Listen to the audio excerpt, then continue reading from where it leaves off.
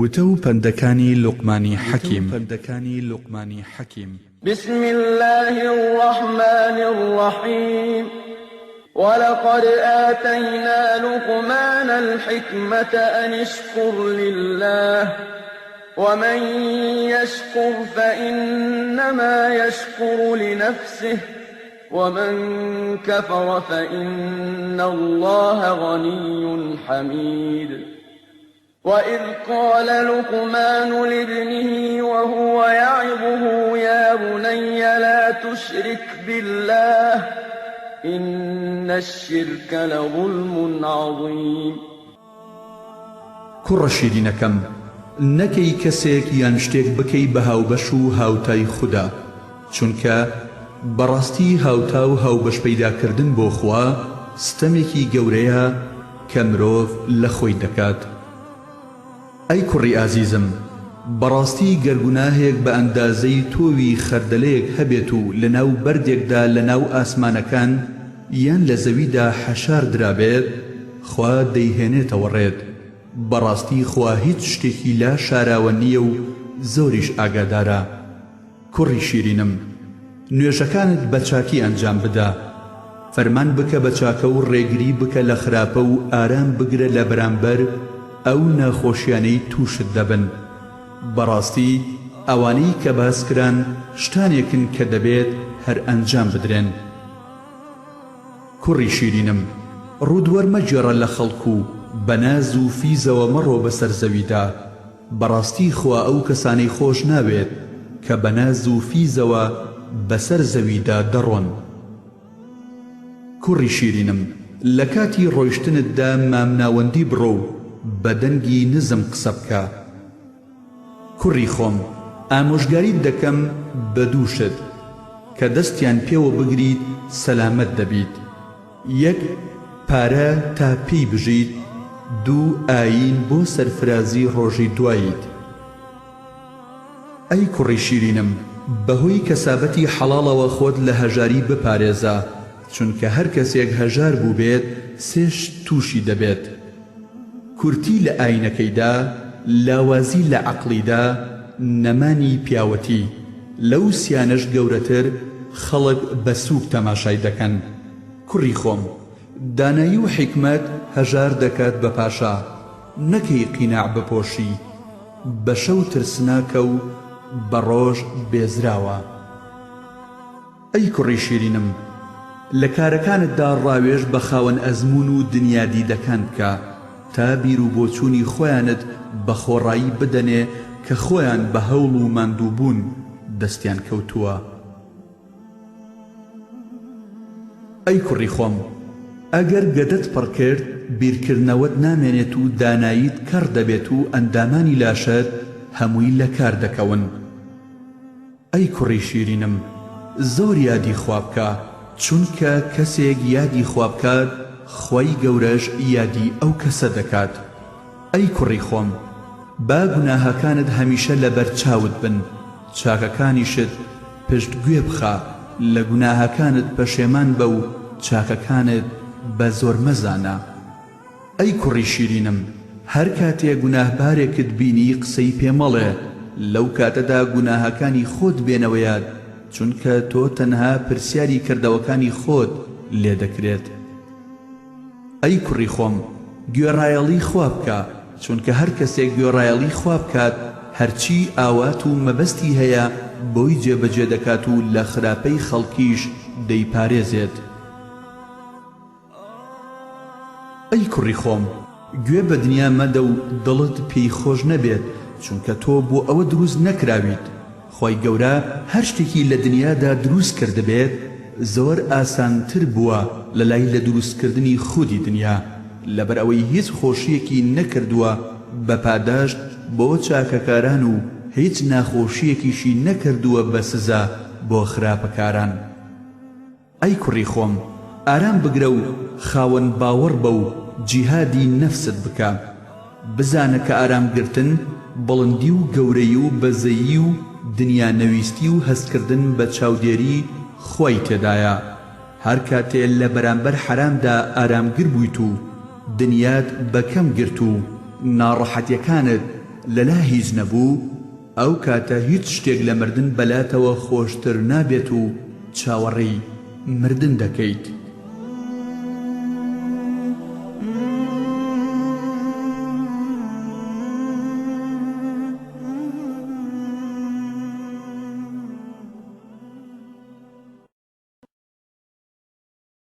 کوڕی خۆم، لە یادی خوا بێئاگامە بە و لەخوا بترسە و با کەسیش پێت نەزانێت خەڵکی لە خۆت باید نەکەن، بە قسەی نەزان نەخەڵەتەی، چونکە بەڕاستی تۆ مرواری لە دەستدایە و وا دەزانی پشقلە.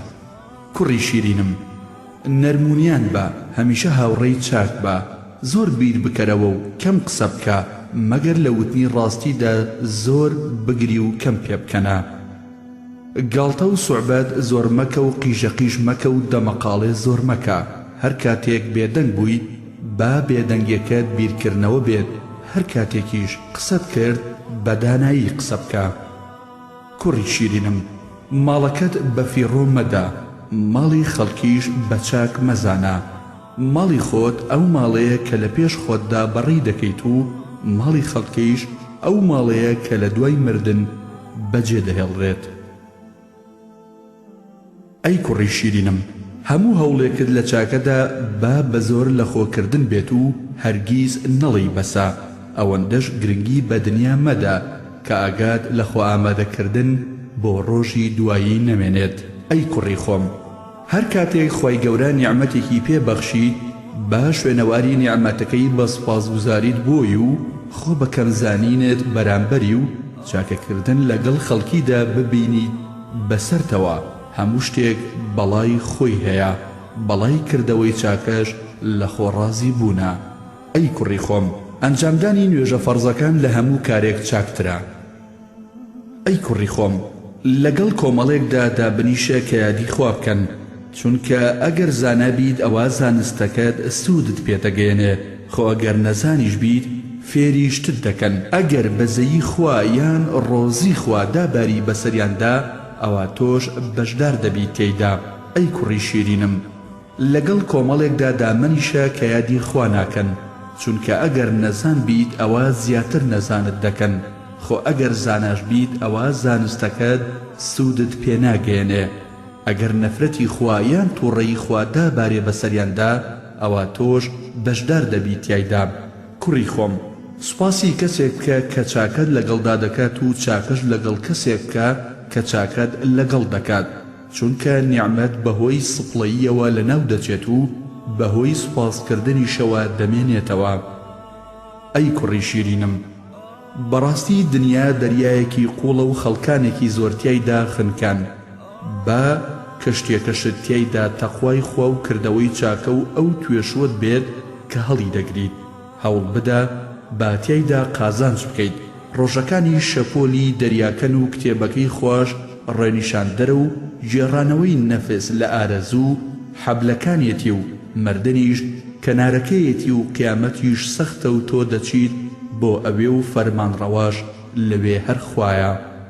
ئەی کوڕی شیرینم، تەوبەکردن دوامەخە، چونکە لە پڕ مردن یەخەت پێدەگرێت. ئەی کوڕی شیرینم، ئەگەر ویستت هاوڕێیەتی کەسێک بکەیت سەرەتا تووڕی بکە، ئەگەر لە کاتی تووڕەیەکەیدا ئارامی گرت ئەوە باشە، ئەگەر نا ئەوە هاوڕێیەتی مەکە. ئەی کوڕی خۆم، لەو ڕۆژەوە کە تۆ هاتوویتەتە دنیاوە تۆ پشتی تێدەکەیت و لە قیامەت نزیک دەبیتەوە و بەرەو لای دەڕۆیت.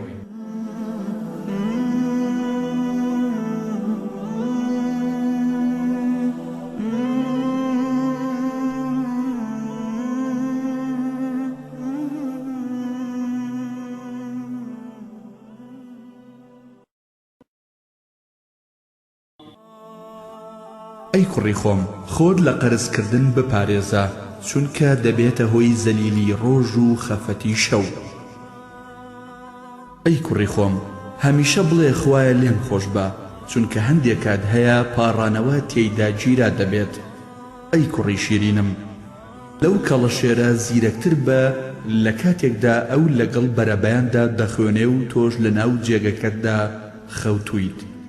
ئەی کوڕی شیرینم، هەر کەسێک لە توانای خۆی زیاتر هەڵبگرێت پەکی دەکەوێت هەر کەسێک بەخۆی بنازێت تیاچێت هەر کەسێک فیس بەسەر خەڵکیدا لێ بدات خوا زەلیلی دەکات هەر کەسێک بۆ کارەکانی ڕاوێژ نەکات پەشێمان دەبێتەوە هەر کەسێک هاوڵێتی زانایان کات زانیاری فێر دەبێت هەر کەسێک کەم قسە بکات بێوێ بێت کوڕی خۆم لەناو نوێژدا ئاگاد لە دڵت بێ لەناو خەڵکیدا ئاگاد لە زمانت بێ لە کاتی نان خواردندا ئاگاد لە سکت بێ لە کاتی میوانیدا ئاگاد لە چاوت بێ دووشتت هەمیشە لەیاد بێت خۆی گەورە و مردن دووشتیش هەمیشە لەیاد بکە چاکەی خۆت بەرامبەر خەڵکی و خراپەی خەڵکی بەرامبەر خۆت کوڕی خۆم بەبێ هۆ قسە مەکە بە ئەدەبەوە بەڕێدا بڕۆ پرسیار لە شتێک مەکە کە پەیوەندی بە تۆ نەبێت ماڵ و سامانت بە فیڕۆ نەدەیت و ماڵی خەڵکی پێچاک بکەیت ماڵ و سامانی ڕاستەقینە ئەوەیە کە پێشی خۆتی بدەیت بۆ قیامەت ئەی کوڕی خۆم لەسەر ئەژنۆ بچۆ بۆ لای زانایان و بەدڵ گوێیان لێ بگرە بەڕاستی دڵ بە زانست ئەبوژێتەوە هەروەک چۆن زەوی وشک بە بارانی پەڵا زیندوو ئەبێتەوە ئەی کوڕی خۆم کاتێ لەش ساغ بوویت دڵخۆش مەبە و ناخۆشی و دڵتەنگی خۆشت بشارەوە ئەمە ئەو پەڕی خشڵ و چاکەیە ئارام بگرە لەسەریان بۆت دەبێت بە توێشوو لە دوا ڕۆژدا کوڕەکەم بەکەم ڕازی بە بە بەشی خۆت دڵگران مەبە و چاوت لە دەستی خەڵکی نەبێت چونکە ئازارت دەدات و هیچت دەست ناکەوێت با گوناهەکانت لە بەرچاو بن تا مردن بەڵام با چاکەکانت لە بەرچاو نەبێت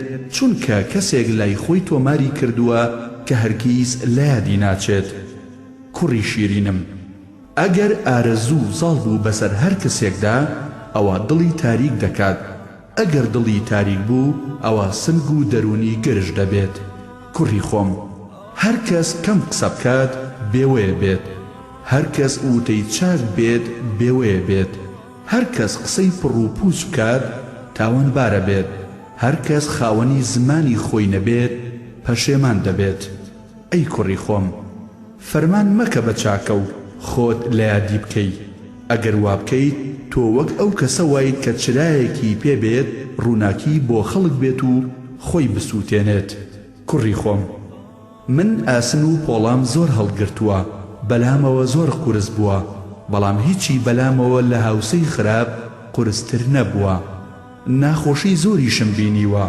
بەڵام هیچی لە هەژاری ناخۆشتر نەبووە کوڕەکەم بینایی چاوم نەکەی درۆ بکەی زمانت لە درۆکردن بپارێزە چونکە ئەوەی درۆ بکات شەرم و ئابڕووی ئەتکێت و سەنگی نامێنێت و لای خەڵکی متمانە لەدەزەدات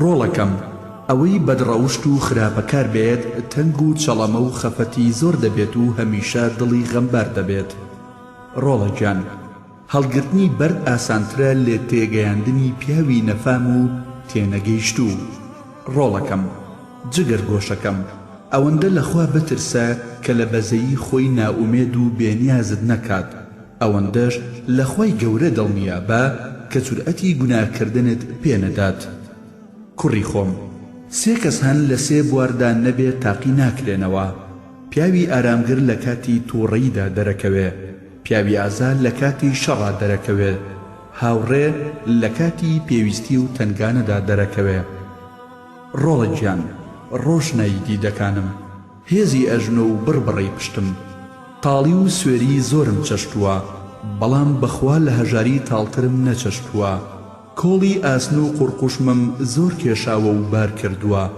بەڵام لە قەرزاری قورسترم نەبینیوە ئەی کوڕی خۆم ئامادەی مردوو ناشتن بە بەڵام ئامادەی شایی و ئاهەنگ مەبە چونکە مردوو قیامەتت بیر دەخاتەوە بەڵام شایی خۆشی دنیات ئەخاتە دڵ کوڕی خۆم نان مەخۆ بەسەر تێریدا ئەگەر ئەو نانە بدەی بەسەک باشترە لەوەی کە خۆت بیخۆیت و برسیت نەبێت ئەی کوڕی خۆم مەبە بە شیرینیەک کە خێرا قوت بدرێت و مەبە بە تاڵیەک کە تف بکرێیتەوە.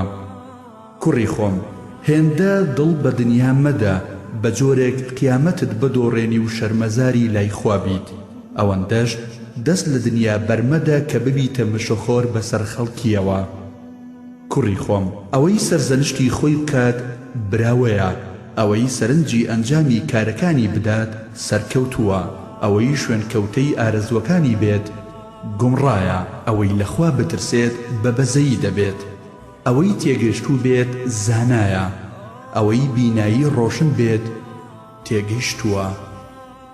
ئەی کوڕی شیرینم، کاتێ چوویتە ناو کۆڕ و کۆمەڵێکەوە تیری سەلامیان تێگرا، سەلامیان لێ بکە، پاشان لە سوچێکەوە دابنیشە، قسە نەکەی تا ئەوان دەست دەکەن بە قسەکردن.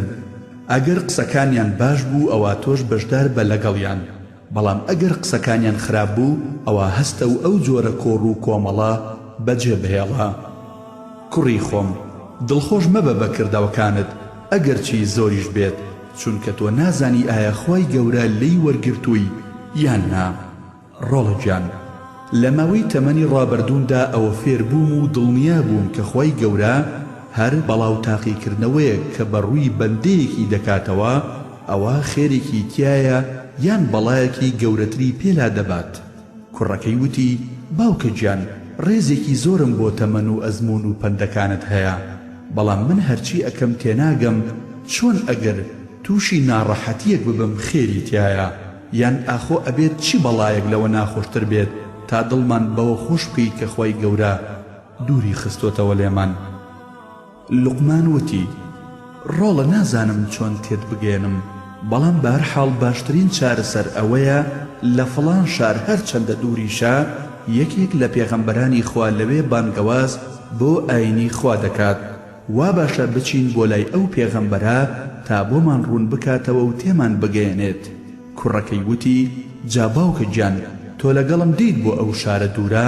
لوقمان وتی، بەڵێ، چۆن حەزەکەی باوا بێت جگەر گۆشەکەم. لوقمان و کوڕەکەی خۆیان کۆ کردەوە و ئامادەی سەفەر بوون و توێژووی پێویستیان ئامادە کرد لە نان و ئاو و هەریەکێکیان ئەسپێکی باشی زین کرد و کەوتنە ڕێ. بەڵام پاش سەفەرێکی چەند شەو و ڕۆژی کە بە تەواوەتی ماندوو ببوون بەهۆی بڕینی ئەو ڕێیە دوورە سەختەوە کەچی هەر نەگەیشتنە جێ و لەوەش ناخۆشتر بۆیان ئەوە بوو کە ئاوەکەیان تەواو بوو نانەکەشیان زۆر کەم ببووەوە. گەرمای زۆر ماندووی کردبوون و تینوێتی زۆری بۆ هێنابوون. ئەسپەکانیان هاتن بە چۆکدا و نەیانتوانی چیتر هەڵیان بگرن، بۆیە ناچار بوون ئەسپەکانیان لەو دەشتە بەجێ بهێڵن. ماوەیەکی زۆریش بەپێ ڕێیان کرد، بەڵام حاڵیان زۆر شلۆق و نالەبار بوو. لە دوورەوە دووکەڵ و گەردەلوولێکیان بەدی کرد.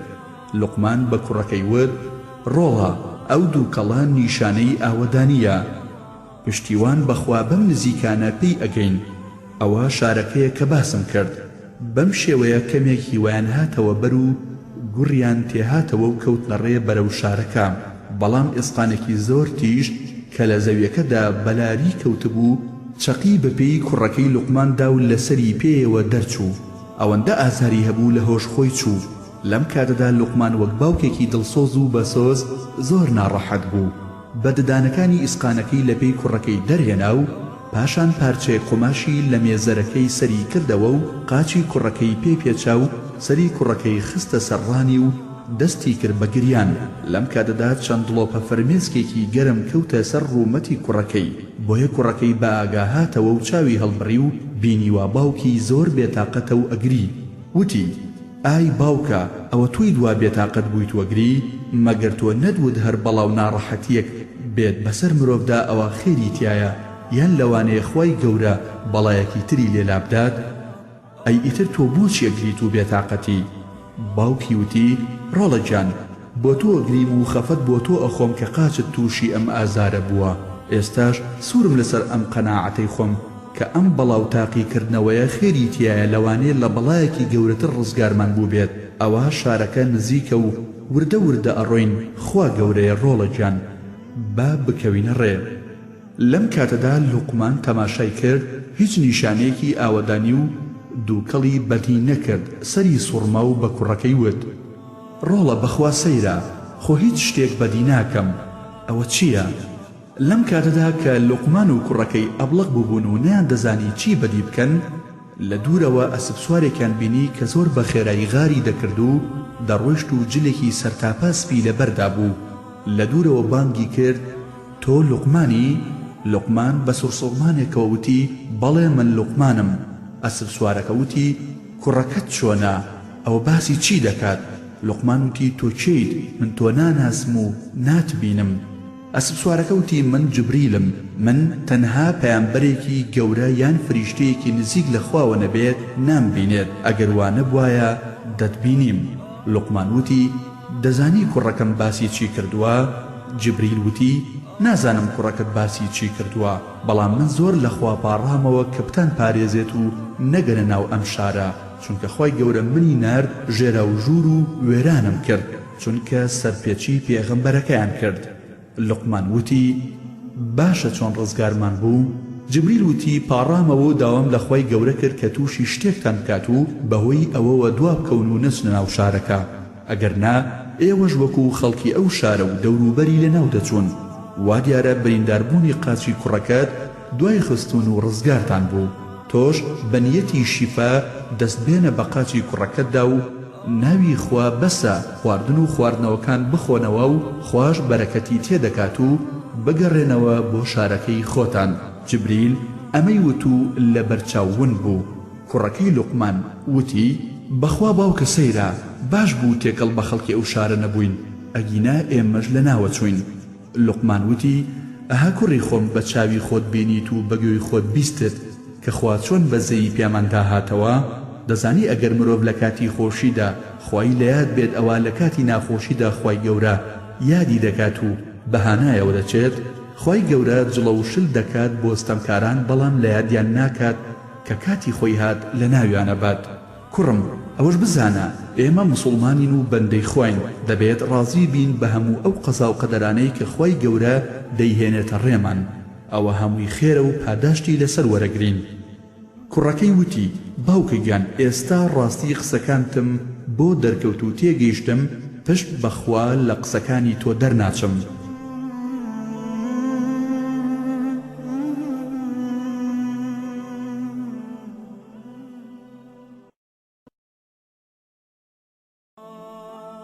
ڕۆڵەکەم دەزانی خراپترین کەس کێیە؟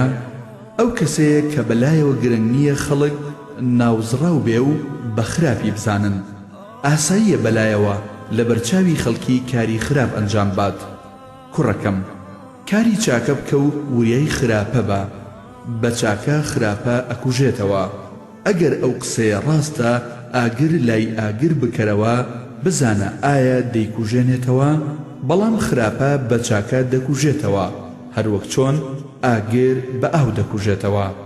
کوڕەکەم بەکەم ڕازی بە، قەناعەتت بە بەشی خۆت ببێت و چاوت لە ماڵی خەڵکی نەبێت، چونکە ئازارت ئەدات.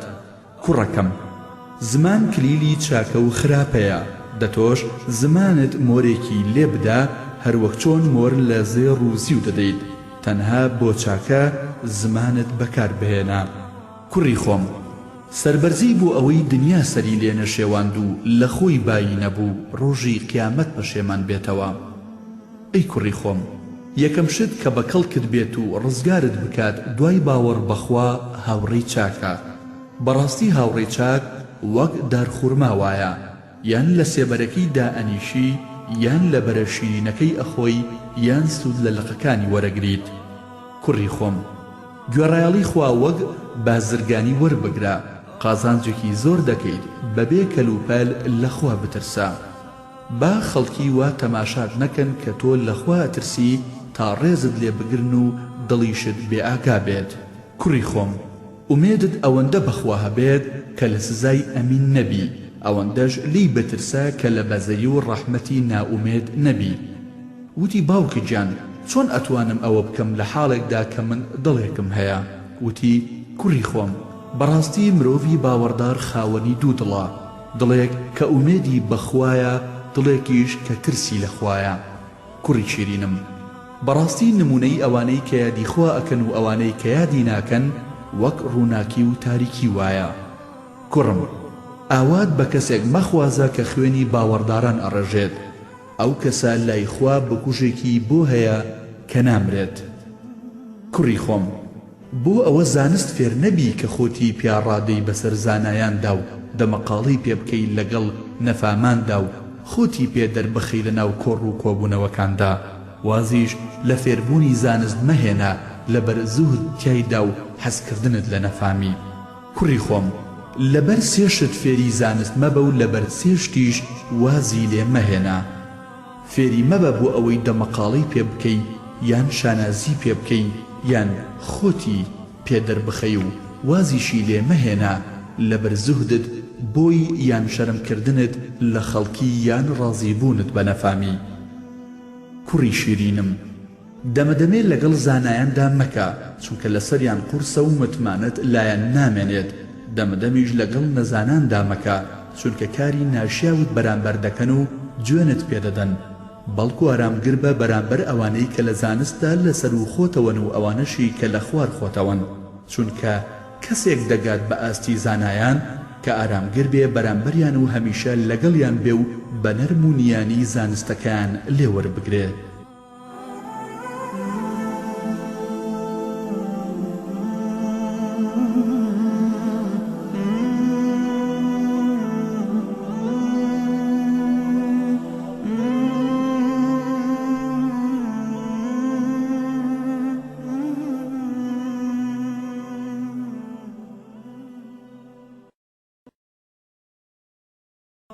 کوڕەکەم، هەوڵی فێربوونی زانستمەدا لەسەر یەک تا کار دەکەی بەوەی کە فێری بوویت.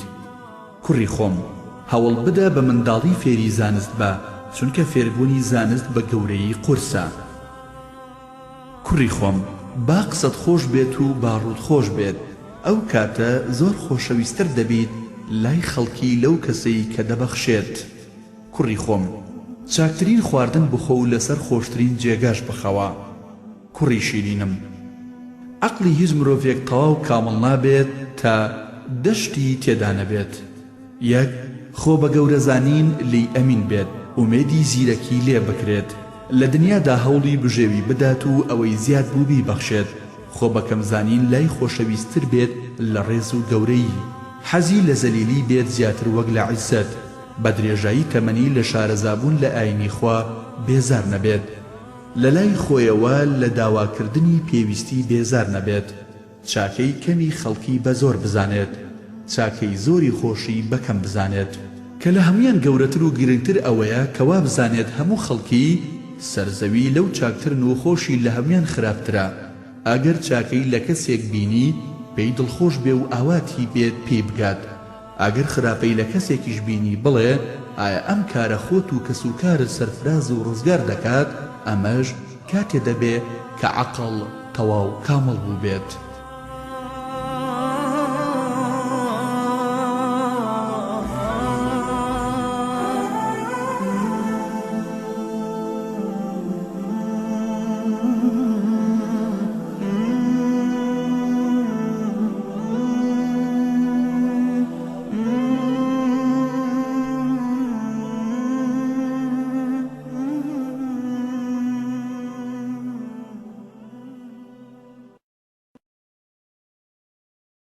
کوڕی شیرینم، یەکەم شت کە پێویستە لەسرت ئاگاد لی بێت نەفستە.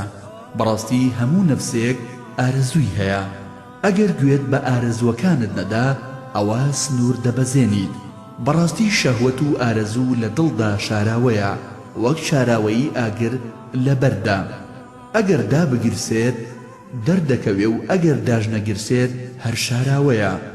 کوڕی شیرینم، کاتێ سەفەر دەکەی وریا بە لەسەر وڵاخەکەت خەوت لێ نەکەوێت، چونکە زۆر خەوتن بەسەر وڵاخەوە دەبێتە هۆی بەربوونەوەت لەسەری.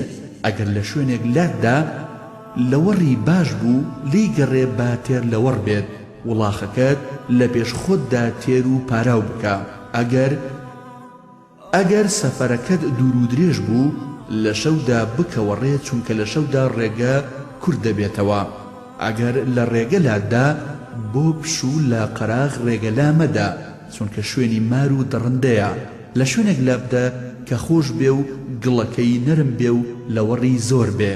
کاتێ لە سواری وڵاخەکەتدا ئەبەزی بۆ پشودان، پێش ئەوەی دابنیشید دوور کات نوێژ بکە و ئینجا بڵێ خوایە لە شوێنێکی پیرۆز دام بەزێنە، ئەگەر ویستت خۆت خاڵی بکەیتەوە لە دووری ڕێگەدا بنیشە و خۆشت داپۆشە. کاتێ ئەو شوێنەش بەجێ دێڵی دوور کات نوێژ بکە و سەلام لەو خاکە و دەوروبەری ئەو شوێنش بکە، چونکە هەموو خاک و زەویەک فریشتەی لێیە.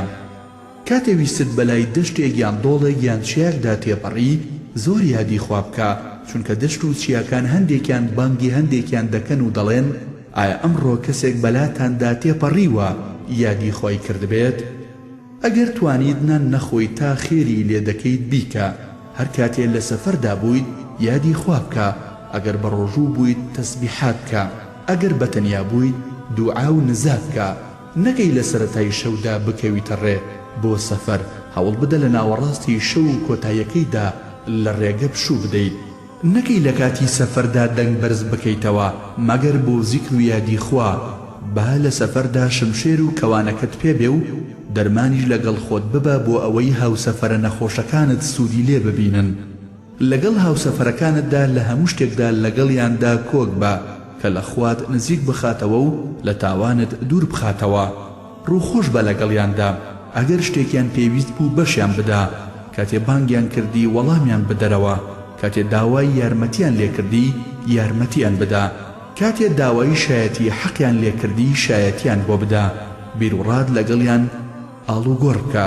ئەگەر بینیت ئەڕۆن تۆش لەگەڵیان بڕۆ، یان ئەگەر ئیشێکیان ئەکرد یارمەتیان بدا، ئەگەر شتێکیان بەخشی تۆش لەگەڵیان ببەخشە، گوێ لە کەسانی خۆت گەورەتر بگرە. ئەگەر ڕێگەتان لێ تێکچوو بوەستن، ئەگەر دوودڵ بوون لە مەبەستی سەفەرەکەتان ڕاوێژ بکەن. کوڕی خۆم، بەڕاستی چڵەپۆپە و لووتکەی گەورەی و ڕێز لە دنیا و دوا ڕۆژدا عەقڵی چاکە. کاتێک بەندە عەقڵی چاک و جوان ئەبێت، هەموو ناتەواویەکانی بۆ ئەپۆشێ و یەکسانی بەرپا دەکات و پەروەردگاریشی لێ ڕازی دەبێت. مرۆڤ ئەوەندەی لە عەقڵ بەسە کە خەڵکی لە خراپەی بێوەی بن. کوڕەکەم، ئەگەر لاڵێکی ژیر بیت چاکتر لەوەی قسەکەرێکی نەزان بیت. هەموو شتێک بەڵگەی هەیە، بەڵگەی ڕێنیشاندەریش هەڵسوکەوتە، بەڵگەی هەڵسوکەوتیش بێدەنگیە. ئەوەندە نەفامید بەسە خەڵکی لە شتێک قەدەغە بکەیت خۆشت بیکەیت. کوڕی شیرینم، تکایە خۆت لە زۆر خۆری بپارێزە، چونکە زۆرخۆری نزیک لە نزیک دوور دەخاتەوە و دانایی ناهێڵێت. کوڕی خۆم، خۆت لە تووڕەیی بپارێزە، بەڕاستی تووڕەیی لە ناوبەری دڵی مرۆڤی بەڕێزە. کوڕی خۆم، خۆت لە تەمەڵی و بێزاری بپارێزە، چونکە ئەگەر تەمەڵ بیت هیچ مافێکت پێنادرێ، ئەگەر بێزاریش بیت لەسەر حەق ئارام ناگری. کوڕی شیرینم، خۆت لە خراپە بپارێزە، ئەویش خۆی لێت بەتورەگرێت، چونکە خراپە بۆ خراپە دروست کراوە. کوڕی خۆم، با تەنها پارێزگاران نانت بخۆن، لە کارەکانیشتدا ڕاوێژ بە زانایان کە. کوڕی خۆم، من هەرگیز لەسەر بێدەنگی پەشێمان نەبووم، چونکە ئەگەر قسەکردن زیو بێت بێدەنگی زێڕە. کوڕی خۆم، ئاگاد لە دەریا بێت کاتێک کە زۆر دەبێت، ئاگاشت لە پاشا بێت کاتێک تووڕە ئەبێت. کوڕی خۆم، ڕێگری لەو بکە کە لە زارت دەرەچێت، پێویستە لەسەرت قسێک بکەیت کە سوودت پێ بگەێنێ.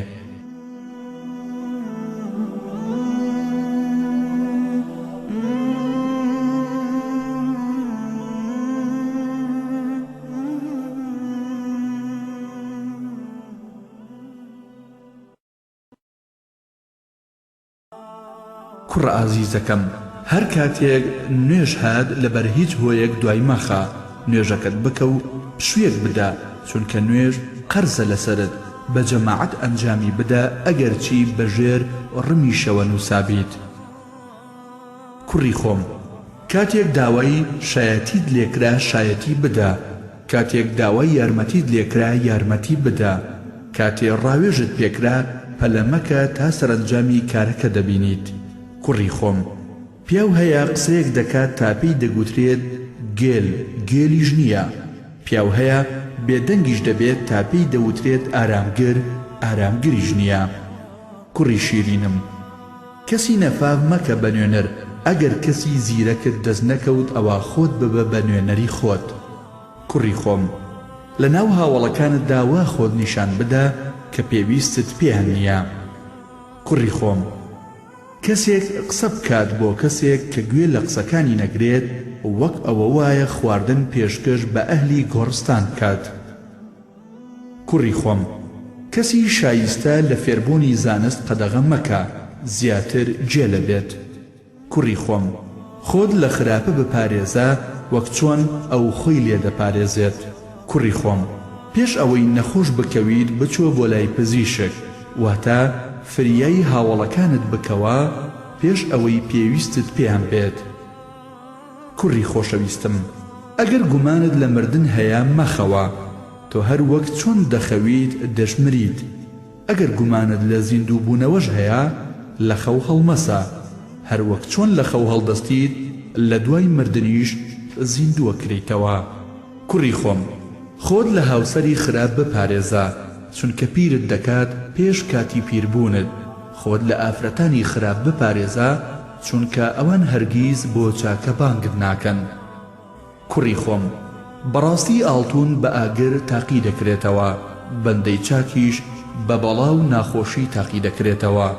خۆی گەورە هەر کاتێک کۆمەڵێکی خۆش بوێت تاقییان دەکاتەوە، هەر کەس ڕازی بێت خواشلی ڕازی دەبێت، هەر کەسێکیش ڕازی نەبێت خواشلی ڕازی نابێت. کوڕی خۆم، هەموو کەسێک سەگی خۆی هەیە، تۆش مەبە بە سەگی هاوڵەکانت. کوڕی خۆم، ڕژدی و ڕەوشتی ناشرین و زۆر داواکردنی شت لە خەڵکی نیشانەی نەفامیە.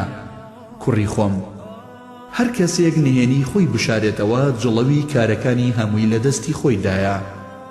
کوڕی شیرینم، خۆت لە درۆ بپارێزە، چونکە بەڕاستی درۆ مرۆڤ وەک گوشتی چۆلەکە حەزی لێ دەکات و کەم کەس قێزەونە بەلایەوە. کوڕی خۆم، زانست شتێکی باشە، بەڵام لەگەڵ ئارامگرتندا چاکترە، بێدەنگیش چاکە، بەڵام لەگەڵ داراییدا چاکترە. کوڕی شیرینم، بەڕاستی زمان کەڵبەی جەستەیە، وریا بەلەوەی کە شتێک لە زمانتەوە دەربچێت و جەستەت لەناو ببات، یان پەروەردگارت تووڕە بکات. کوڕی خۆم، ئەگەر مرۆڤی دانا هەر کاتێ پێت گەیشت بە دەرعەساکەی لی دای چاکترە لە مرۆڤی نەفام، ئەگەر چی پێشت گەیشت دڵخۆشت کات.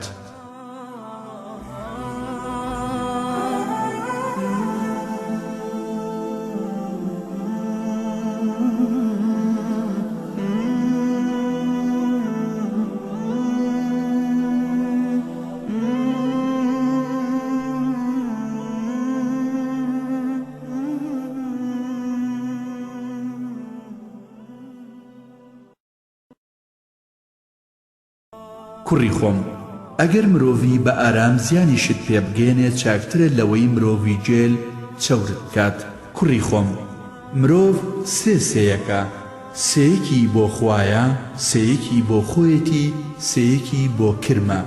ئەو سەیەکی کە بۆ خوایە ڕۆحەکەیەتی و ئەو سەیەکی بۆ خۆیەتی کار و کردەوەکانێتی و ئەو سەیەکەی بۆ کرمە لاشەکەیەتی. کوڕی خۆم، بەڕاستی دانایی ئەوەیە 8 شت بکەیت. 1 دڵی مردوو زیندوو بکەیتەوە. 2 لەگەڵ هەژاردا دابنیشیت. 3 لەگەڵ پاشادا دانەنیشیت. 4 یارمەتی لێقەوماو بدەیت. 5 کۆیلە ئازاد بکەیت. 6 داڵدەی ڕێبوار بدەیت. 7 یارمەتی هەژار بدەیت. 8 ڕێز بۆ کەسی بەڕێز و گەورەیی بۆ کەسی گەورە زیاد بکەیت، کە ئەوە چاکترە لە ماڵ و پاراستنە لە ترس، توێشووە لە شەڕدا و کەلوپەلی بازرگانیە لە کاتی شەڕکردندا و ئەوە تکاکارە لە کاتی ڕوبەڕووبوونەوەی پێشات و ناخۆشیەکاندا و ڕێنیشاندەریشە کاتێک دەروون پڕ دەبێت لە دڵنیایی و باوەڕ و داپۆشەریشە بۆی لە کاتێکدا کە جلدای ناپۆشێت. کوڕی شیرینم، شەرم لەخوا بکە بەو ئەندازەیی کە لێوەی نزیکی، لەخوا بترسە بەو ئەندازەیی کە دەسەڵاتی بەسەرتدا هەیە. خۆت لە زیادەڕەوی بپارێزە، چونکە لێپرسینەوەی سبەینێت زۆر وردە، باخوای گەورە لە شوێنێک نەتبینێت کە نەهی لێکردووی لەوێ بیت، با لە شوێنێک بتبینێت کە فەرمانی پێکردووی لەوێ بیت. کوڕی خۆم، لە کۆڕ و کۆبوونەوەدا لە شوێنی بەرزدا مەنیشە، چونکە شوێنی نزم چاکترە لە شوێنی بەرز. کوڕی خۆم، لەبەرخوا خەڵکت خۆش بێ و هەر لەبەرخواش ڕقت لە خەڵکی بێت، با گوناهباران چەورت نەکەن. کوڕی شیرینم، بە خۆشەویستیت لە دۆستانی خوا لەخوا نزیک بەرەوە، بەڕقبوونیشت لە گوناهباران لەخوا نزیک بەرەوە. کوڕی خۆم، دنیا خێری تیانیە تەنها بۆ دوو جۆر کەس نەبێت، کەسێک گوناه و تاوانی هەیە بەڵام ئێستا تەوبەی کردووە و ئەوێت بەکاری چاکە بیسڕێتەوە، بەڵکو خوای گەورە لە گوناهەکانی ڕابردووی خۆش بێت. کەسێکیش هەر کاری چاکە ئەنجام دەدات و داوای پلەی بەرزتر دەکات، کارە چاکەکانی لە خۆی بای ناکەن ئەگەر چی زۆریش بن، چونکە نازانێت ئایا خوای گەورە لی وەرگرتووە یان نا. کوڕی خۆم، زۆر باسی خەڵکی مەکە و مافیشان مەخۆ، ستەمکار مەبە و خۆشت لە دوعای ستەم لێکرا و بپارێزە. لوقمانی حەکیم لە سەرمەرگدا ئامۆژگاری کوڕەکەی دەکرد و دەیوت: من زۆر ئامۆژگاریم کردووی، بەڵام ئێستا ئامۆژگاریەکت دەکەم کە 6 خاڵە هەموو زانست لەمەدا کۆبۆتەوە. یەکەم، خۆت سەقاڵ مەکە بە دنیاوە مەگەر بەو ئەندازەی کە تێیدا دەمێنیتەوە. دووەم، پەروەردگارت بپەرستە بەو ئەندازەی کە پێویستت پێیەتی. سێم، هەوڵ بۆ دواڕۆژ بدە بەو ئەندازەی کە تێیدا دەمێنیتەوە. چوارەم، با هەوڵدانت بۆ ئاگری دۆزەخ بەو ئەندازەی تێگەیشتنی خۆت بێت کە دڵنیای ڕزگاربوون نییە لی. پێنجەم، با جورئەت و بیۆری لەسەر تاوانکردن بە ئەندازەی ئارامگرتنت بێت لەسەر ئاگری دۆزەخ و سزای خوا. شەشەم، کاتێک ویستت گوناهێک بکەیت لە جێگەیەکدا بیکە کە خوا و فریشتەکانی نەتبینن.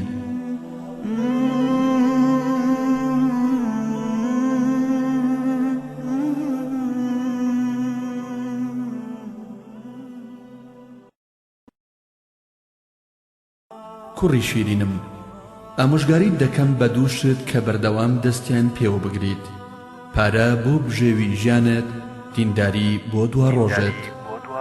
کوڕی شیرینم، لەسەر ئەژنۆ بڕۆ بۆ لای زانایان، دەمەقاڵەیان لەگەڵدا مەکە، ڕقت لێ هەڵەگرن.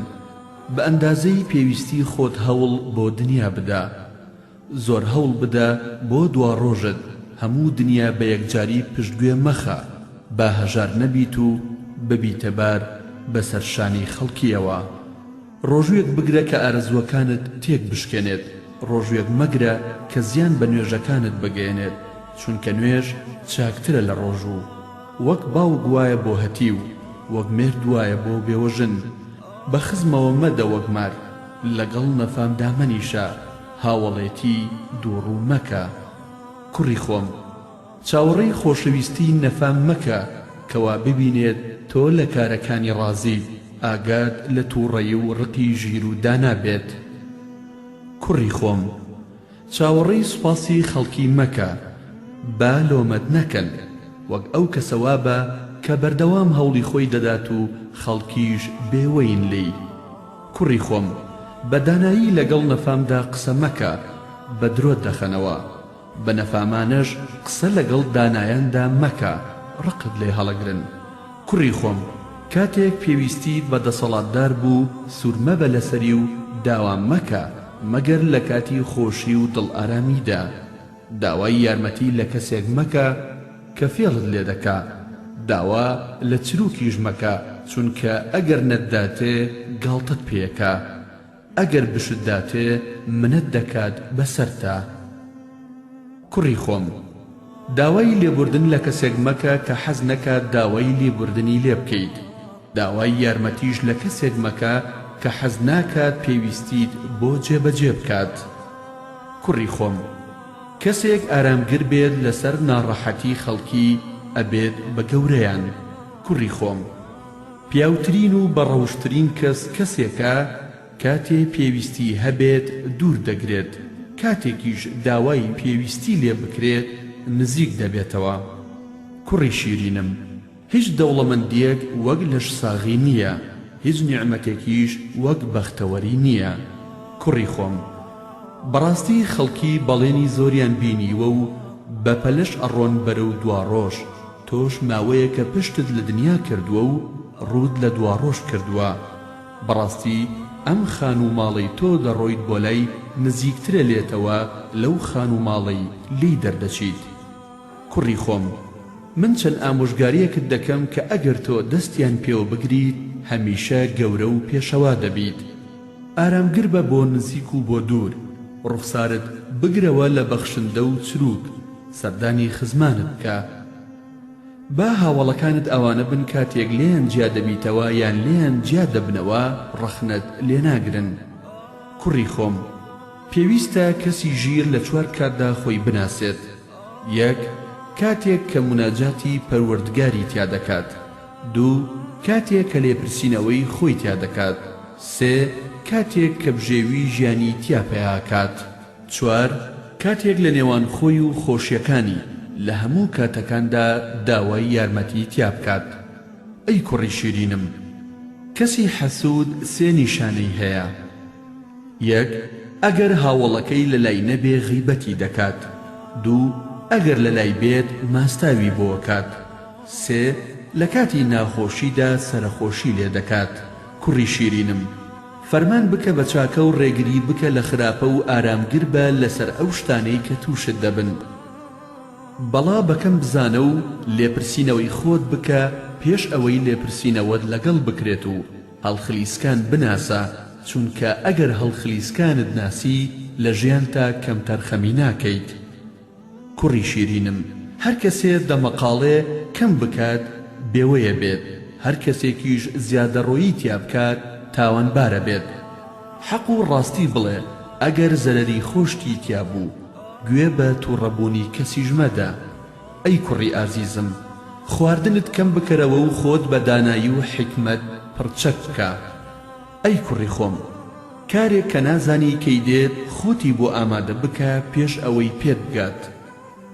کوڕی خۆم، ئەگەر بە مناڵی ڕەوشت فێربی کە گەورە بووی سوودت پێیەگەێنێت. کوڕە شیرینەکەم، بەڕاستی دنیا کەمە و لەو کەمەشدا تەمەنی تۆ کەمە. کوڕی خۆم، کردەوە ناتوانرێ ئەنجام بدرێت مەگەر بە دڵنیاییەوە. هەر کەسێک دڵنیایی لاواز بوو کردەوەشی کەم دەبێت. کوڕی خۆم، ئەگەر لە بەرامبەر قسەکردندا شکستت هێنا لە بەرامبەر بێدەنگیدا شکست مەهێنا. سوور بە لەسەر ئەوەی گوێ بگری نەوەک قسە بکەیت. کوڕی خۆم، خۆت لە پاڕانەوەی ستەم لێکراو بپارێزە، چونکە نزیکترین شتە لە خواوە بۆ گیرابوون. کوڕی عەزیزم، با گرنگیدانت بۆ شتێک بێت کە داوات لێکراوە. با گرنگیدانت بۆ شتێک نەبێت کە پێویستت نییە. جاکەوایە زۆر گرنگی بە دنیا مەدە، چونکە لە دوا ڕۆژ بێئاگات دەکات. کوڕی خۆم، با خۆشەویستی و ڕگلێبوونت لە بەرخوا بێ و لەگەڵ خراپەکارانیشدا نەرمونیان مەبە. کوڕی خۆم، بسڵەمێوە لە یەک کەسیش مادام ئەو کەسە شایەنی لێسڵەمینەوە و حەزەر لێکردنە. کوڕی شیرینم، ئەنجامدانی نوێژی فەرز چاکترە لە هەموو کارێک. بەڕاستی نمونەی نوێژ و تەسبیحات وەک کەشتی وایە لە ناو دەریادا، ئەگەر کەشتیەکە تیاچوو ئەوانەی ناویشی تیا دەچن. کوڕی شیرینم، کاتێک کە لای دەسەڵاتدارێک دانیشتی با جێگەی کەسێک لە نێوان ئەو و تۆدا بمێنێتەوە، نەوەک کەسێکی ئەو بێت و فیز بکات بەسەر تا و ببێتە ناتەواوی بۆ تۆ.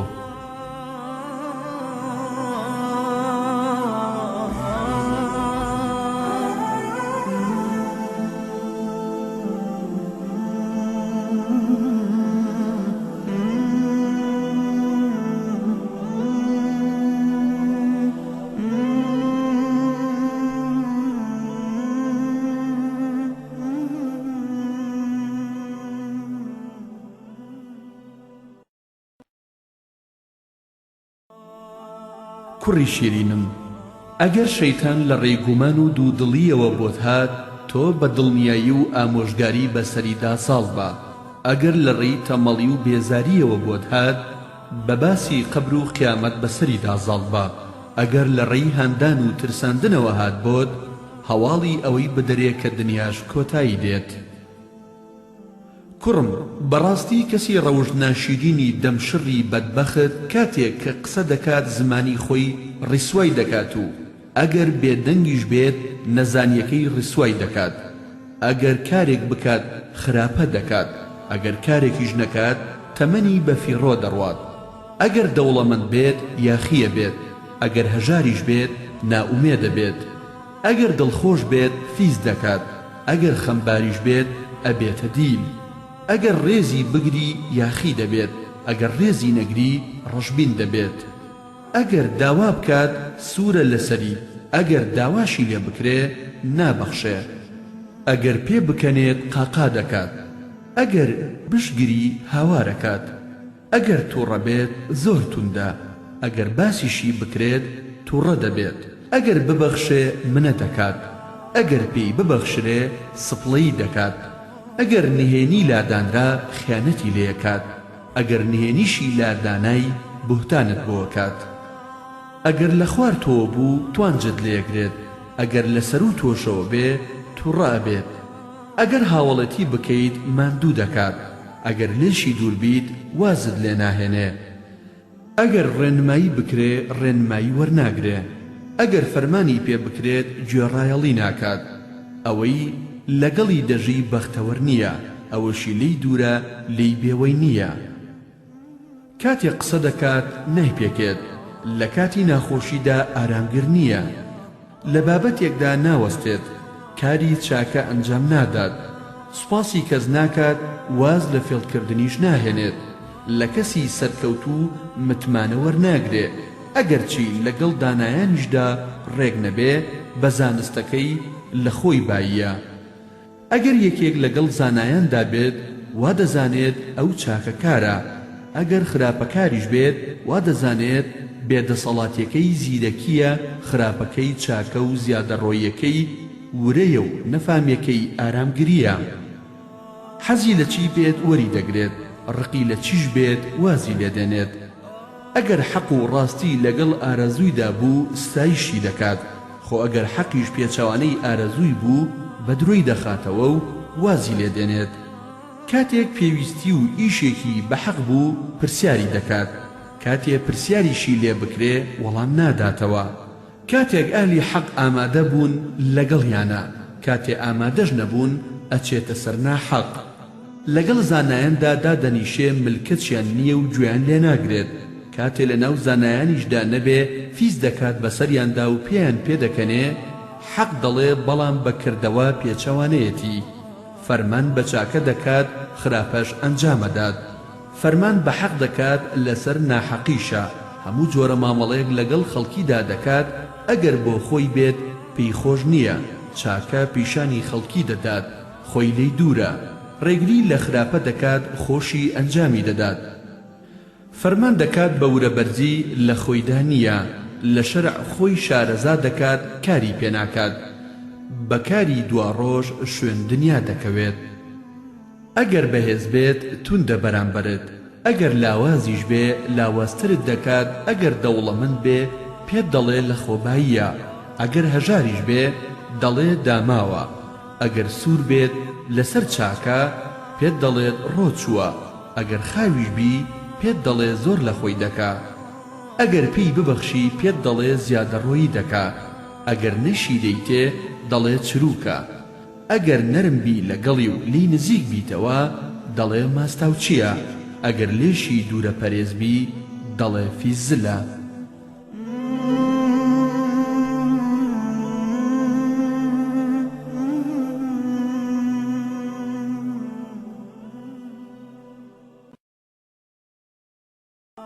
ئەی کوڕی شیرینم، تووڕەیت بە ئارامگریت و سووکیت بە سەنگیت و ئارەزوت بە پارێزگاریت و گومانت بە دڵنیاییت و ناحەقیت بە حەق و سلوکیت بە بەخشندەییت تێک بشکێنە. کوڕی خۆم، خۆت لە خەڵک بە چاکتر مەزانە، چونکە خۆ لە خەڵک بە چاکتر زانین نزیک لە نزیک دوور دەخاتەوە و داناییش ناهێڵێت. ئەی کوڕی ئازیزم، لە ڕەوشتی ناشرین و بێزاری و کەمخۆڕاگری خۆت بپارێزە. ئەگەر لەسەر ئەم ڕەوشتە خراپانە نەبی هاوڕێشت دەست دەکەوێ و خەڵکیش لێت دوور ناکەونەوە. خۆت بە جۆرێک ڕابهێنە کارەکانت خۆش بوێ، ئارام بگرە لەسەر تاڵیەکانی ژیان، با لەگەڵ هەموو خەڵکیدا ڕەوشتت جوان بێ، چونکە ئەگەر کەسێک ڕەوشتی جوان بێ و ڕووی خۆش بێ لای چاکان خۆشەویست دەبێ، خراپانیش لی دوور دەکەونەوە. ئەی کوڕی خۆم، لە کاتی تووڕەییدا بەسام بە و لە کاتی ناخۆشیدا شادمان بە و لە کاتی خۆشیدا سوپاسگوزار بە و لە کاتی نوێژدا ملکەج بە و لە چاکەکردندا پەلە بکە. کوڕی خۆم، کاتێ دەسەڵات هانی دایستەم لە خەڵکی بکەی بیری دەسەڵاتی خوات بکەوێتەوە بەسەرتا، ئاگاد لە سزای خوا بێت و سزاکەشی هەمیشەییە و کۆتایی نایەت. کوڕی خۆم، خۆت لە تەماح بپارێزە، چونکە تەماح هەژاریەکی ئامادەیە. کوڕی شیرینم، خۆت لە تووڕەیی بپارێزە، چونکە تووڕەیی دڵی پیاوی دانا لەناو دەبات. خۆت لە خۆشگوزەرانی زۆر بپارێزە، چونکە لێپرسینەوەی سبەینێت قورسە بێت.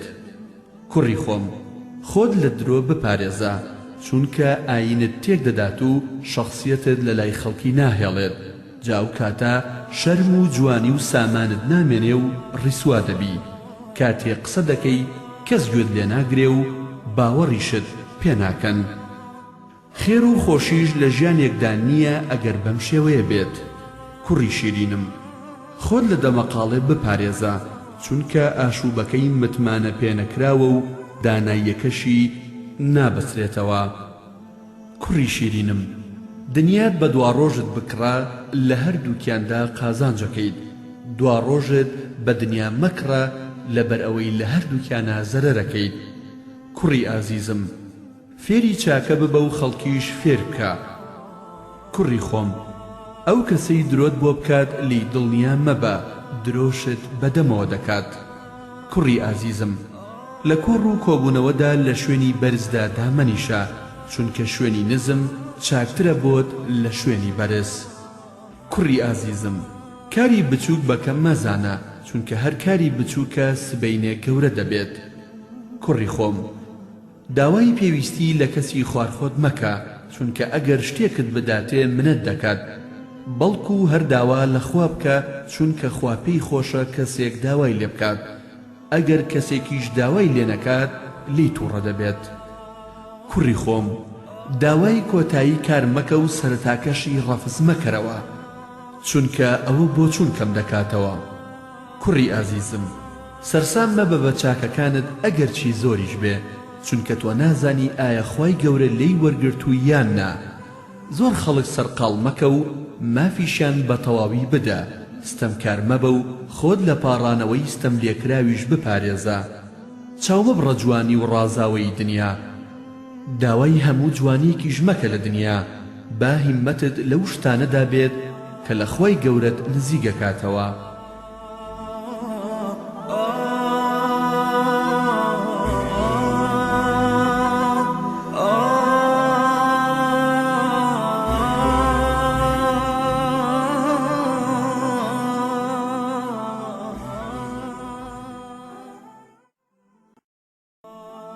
کوڕی ئازیزم، لەو زانستەی کە هەتا نەزانی پێ فێر بکە، لەسەر و زانیاری خۆشتەوە بە دوای زانستی زانا بکەوە و هاوڵێتی نەفام مەکە، ئەجینا وەکو ئەوت لێ دێت.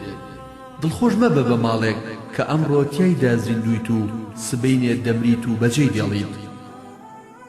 کوڕە ئازیزەکەم، دەمەقاڵێ لەگەڵ دانا مەکە، دەمەقاڵێ لەگەڵ ڕۆچوودا مەکە، لەگەڵ ستەمکاردا مەژی، هاوڵەتی گومان لێکراویش مەکە.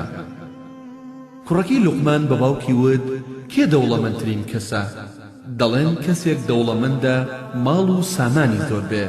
لوقمانیش پێی وت، ناکوڕەکەم، بەڵکو دەوڵەمەندی لە زانستدایە، ئەگەر پێویستی بوو دەستی دەکەوێ، ئەگەریش لی بێنیاز بوو خۆی بەسە. کوڕی خۆم، با گومانی خراپ بەسەر تا زاڵ نەبێت، چونکە لە نێوان تۆ و خۆشەویستەکەتدا چاکسازی ناهێڵێت. کوڕی خۆم، لەگەڵ مەفاماندا دامەنیشە و هەرگیز تێکەڵاوی دووڕوو مەبە. کوڕی شیرینم، هەر کەسێک دایک و باوکی لە خۆی ڕازی بکات خوای خۆی ڕازی کردووە، هەر کەسیش دایک و باوکی لە خۆی تووڕە بکات خوای لە خۆی تووڕە کردووە. کوڕی شیرینم، هەر کەس پشت بەخوا ببەستێ و بە قەزا و قەدەر ڕازی بێ ئەوە ئیمان و باوەڕی جێگیر کردووە و خۆی یەکلایی کردوێتەوە بۆ چاکە. کوڕی ئازیزم، هەر کەس ڕاوێژ نەکات پەشێمان دەبێ، هەر کەس هاوڕێتی کەسی خراپ کات سەلامەت نابێ، هەر کەسێ بچێتە شوێنی نەشیا و تۆمەتی بۆ دروست دەکرێ، هەر کەس ڕقی لە خراپە بێ دەپارێزرێ، هەر کەس چاکە بکات سوپاس دەکرێت، هەر کەس ڕەحمی نەبێت خوش ڕەحمی پێ ناکات. کوڕم، عەقڵی خەڵکی بۆ خۆت بەرە. کوڕەکەی وتی چۆن؟ لوقمانی حەکیم فەرمووی لە کارەکانتە ڕاوێژیان پێ بکە. کوڕە نازدارەکەم، هەر کات خراپەیەکت کرد چاکەیەک بە دوایدا بکە. ئەگەر خەڵکی شانازیان بە جوانی قسەکردنەوە کرد تۆ شانازی بە جوانی بێدەنگیەوە بکە. کاتێک فەرمانێکیان پێکردی و پرسیاری شتێکیان لێکردی بڵێ بەڵێ مەڵێ نە، چونکە ئەوە نەزانی و ڕوشدیە. کوڕی خۆم، کاتێک پێویستیت بە دەسەڵاتدارێک بوو زۆری لێمەکە و داواشی لێمەکە مەگەر لە کاتی شوێنەیی و دڵخۆشیدا. داوای یارمەتی لە کەسێک مەکە کە فێڵت لێ دەکات و داوای هیچ لە چروکیش مەکە، چونکە ئەگەر نەتداتێ پێنەدانەکەی عەیب و شوورەییە بۆت، خۆ ئەگەر بشت داتێ منت دەکات بەسەرتا. کوڕی ئازیزم، چاکە بکە و خراپە مەکە. بەڕاستی کەسی چاک چاکە ئەنجام دەدات و کەسی خراپیش خراپە ئەنجام دەدات. کوڕی ئازیزم، ئامۆژگاری وەربگرە ئەگەر چی لەسەری شت قورس بوو، هاوار بۆ ئەو کەسەی گوێ ئەگرێ گوێگرتنەکەی سوودی بۆی نییە، هاوار بۆ کەسێکیش زانست فێر بووە و سوودی پێناگەێنێ، هاوار بۆ کەسێکیش گۆمڕایە و گۆمڕایی بەسەر ڕێی ڕاستیدا هەڵبژاردووە. کوڕی ئەزیزم، بەڕاستی دانایی هەژاران دەکات بە پاشا. کوڕی ئەزیز و بیلبیلەی چاوم، تاڵی و سوێری زۆرم چەشتووە، بەڵام لە هەژاری تاڵترم نەچەشتووە. ئەگەر هەژار بووی با خەڵکی باست نەکەن و بەکەمت بزانن، بەڵکو داوای بەخشش لە خوا بکە. کێ هەیە داوای لە خوا کردبێ و پێی نەبەخشی بێ، یان لی پاڕابێتەوە و وەڵامی نەدابێتەوە، یان هانای بۆ بردبێ و بەدەمیەوە نەچوو بێ. کوڕی شیرینم، دایک و باوک دەرگایەکن لە دەرگاکانی بەهەشت. ئەگەر لێت ڕازی بوون دەچیتە بەهەشتەوە، ئەگەر لێشت تووڕە بوون بێبەش دەبیت لە بەهەشت. کوڕی عەزیزم، ئامۆژگاریت دەکەم بە چەند شتێک کە لە خوات نزیک دەخاتەوە و لە تووڕەیەکەی دوورت دەخاتەوە.